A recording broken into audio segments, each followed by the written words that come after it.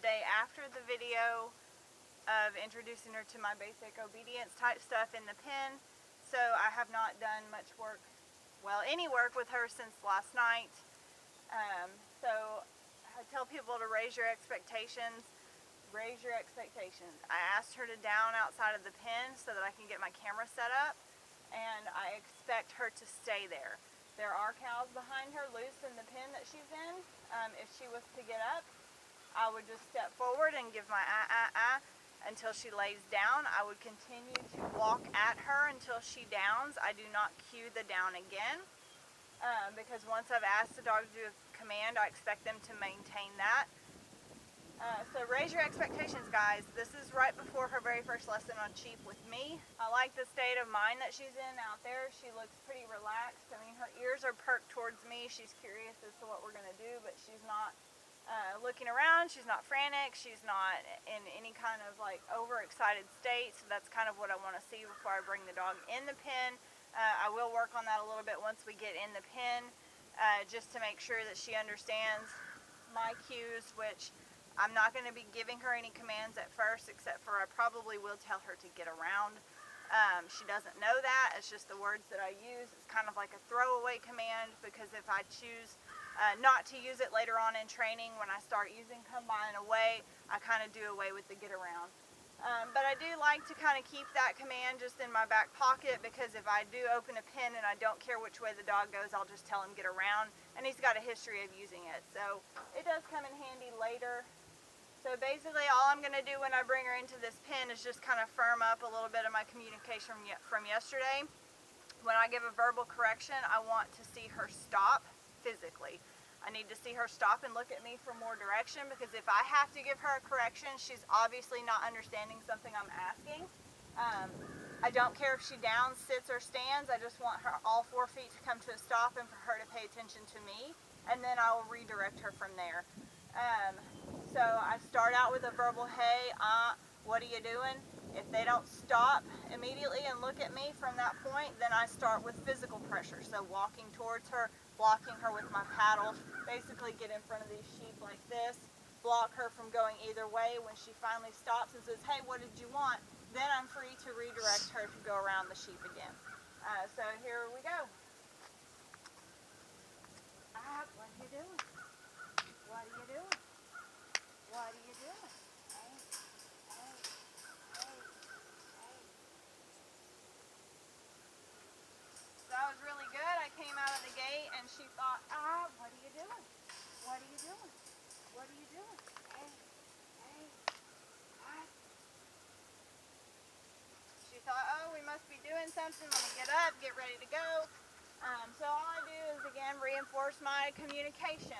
Hi, hey, what are you doing? You need to think about the last thing I asked you to do and go into that position, or stop and look at me and I will help you. So with a down, with a stationary behavior, usually I like to apply pressure until the dog does go back into that behavior that I asked for. In here on stock, I'm not going to be asking for a down or a sit or a stand at first. I just want them to stop and look at me when I apply pressure.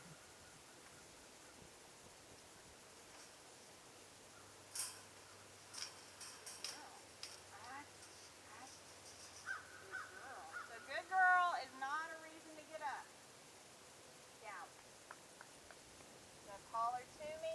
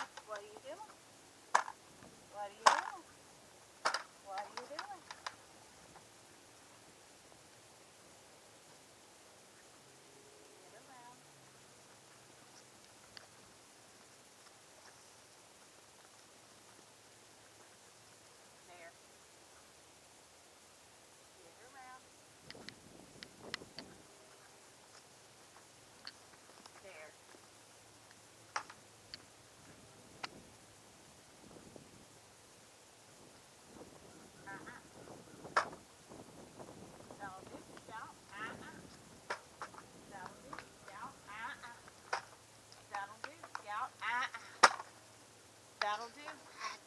That'll do. That'll do. Here, Scout. Scout. That'll do, Scout. Here.